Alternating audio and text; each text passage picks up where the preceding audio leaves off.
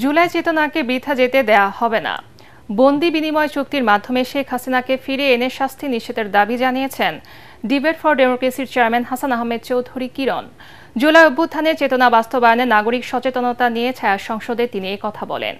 এ সময় বিএনপির মিডিয়া সেলের আহ্বায়ক অধ্যাপক ডক্টর মওদুদ হোসেন আলমগীর পাভেল বলেন, বাংলাদেশকে নিরাপদ রাখতে তরুণ প্রজন্মকে সজাগ থাকতে হবে।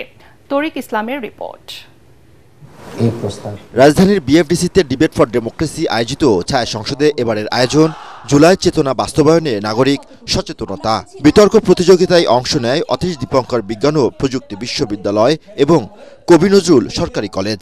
এতে দুদলই তাদের পক্ষে বিপক্ষে যুক্তিতর্ক উপস্থাপন করেন। জুলাই অভ্যুত্থানের চেতনা বাস্তবায়ন করতে হবে, সুন্দর একটি বাংলাদেশ বিনির্মাণ করতে হবে, যেখানে থাকবে না কোনো অপরাধ, থাকবে না দুর্নীতি।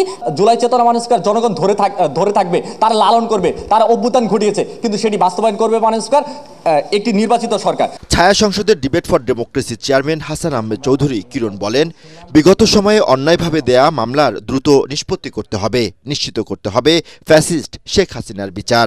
শেখ হাসিনা ছিলেন একজন নিষ্ঠুর, নির্দয়, কুৎসিত, অমানবিক একজন স্বৈরা শাসক, ফেসিস্ট শাসক। ফেসিস্ট্রিজমের তিনি একটা মুখপাত্র ছিলেন। সারা বিশ্বের নারীদের তিনি কলঙ্ক ছিলেন।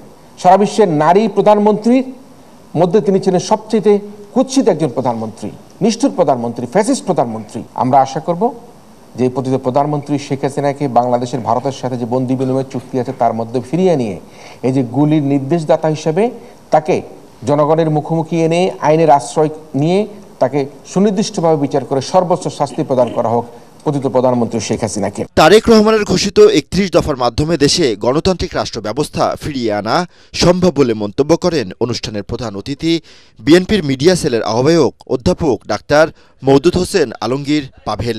আমরা জানি জনগণ যাদেরকে প্রত্যাখ্যান করেছে, যাদের জন্য বিচার অনিবার্য, তাদের জন্য আইন, আমাদের উপলব্ধি, আমাদের বিবেক যে প্রত্যাখ্যান, যে ঘৃণার জায়গাটি নিশ্চিত করেছে, সেখানে তাদেরকে পুনর্বাসিত হবার যদি কোনো সুযোগ করে দেওয়া হয়, তাহলে আমার নিজের আত্মজিজ্ঞাসার প্রতি আমার প্রশ্ন জাগবে, আমার আত্মবিশ্বাস আমার কলঙ্কিত হবে। বাংলাদেশের মানুষের মূল্যবোধ এবং মানবিক যে মর্যাদা এবং অপরাধীকে অপরাধী বলবার যে প্রবণতা, সেটি প্রশ্নবিদ্ধ হবে।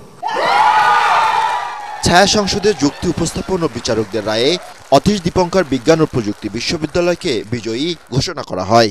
তরিক ইসলাম, এটিএন বাংলা, ঢাকা।